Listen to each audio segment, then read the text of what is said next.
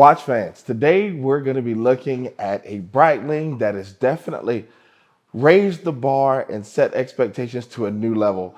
When we look at this particular Breitling, I personally feel as though no one has thought that just those little simple traditional pieces or values that you actually put into your piece could elevate something to the next level. Well, with this particular perpetual calendar, simply because you do have the slide rule, which allows for multiplication and division, I think Breitling may be setting a bar that everyone else should strive to reach, even in their own personal ways, because this one is true DNA to Breitling with this B19.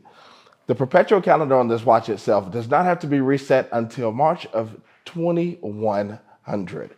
Yes, you have that long. If you continue to actually have the power running in this particular watch, which means that you're wearing it and you're also self-winding the watch, so that means that you're also manually winding the watch from time to time, just so you can get more accuracy out of the movement itself, this piece does not need to be reset. Yes, it does cover those short months as well as leap years. Yes, it's set for all four. So you know that once you have this piece set, you can actually quickly do everything that is needed to be done. And they even have the quick set function built in.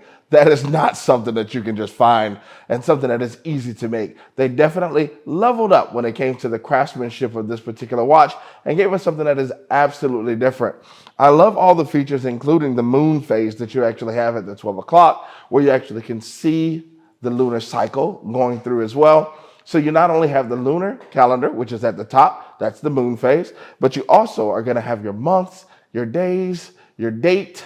You'll have still your chronograph, where you still have the vertical clutch that's actually built inside of the watch. So if you do choose to run your chronograph and you just use your top pusher, when you push that button in, what it's actually going to do is start the watch. And guess what? You can keep it running. It's not going to really affect the movement. Now, will it affect the power reserve? I do want you to know that yes, it does. That's one of those things that SwissWatchExpo will always tell you.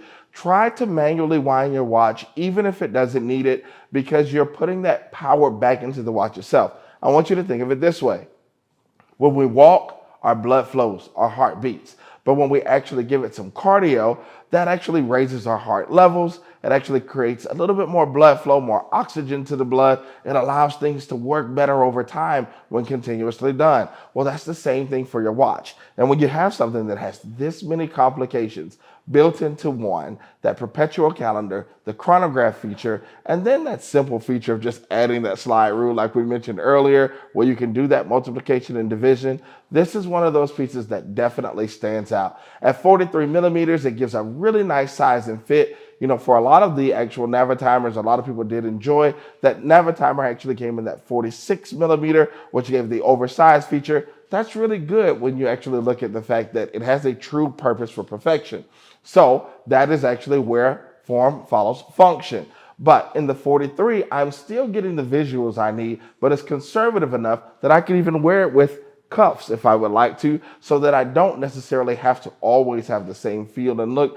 This piece is going to fit for everything that I'm doing. It's really going to give us some really amazing features as well. I do love the fact that Breitling kept more of their DNA, even when you look at the movement itself. So again, as we talked about those vertical clutch, we talked about different things that they will actually put into the movement. This is just a beautiful shot of the movement itself. I even like the fact that on the leather, they still kept their yellow. That Breitling yellow, when you see it, you think 1884, you think those wings, you think the B, you think Breitling and whole. And I think that they did a fantastic job of creating this piece with that glacier blue dial or ice blue dial, which typically means platinum for Rolex. But yes, it does mean that too. There are some platinum hands and platinum features that are on this particular watch, even though it is created in stainless steel. I think that was very wise too, because it does control the cost.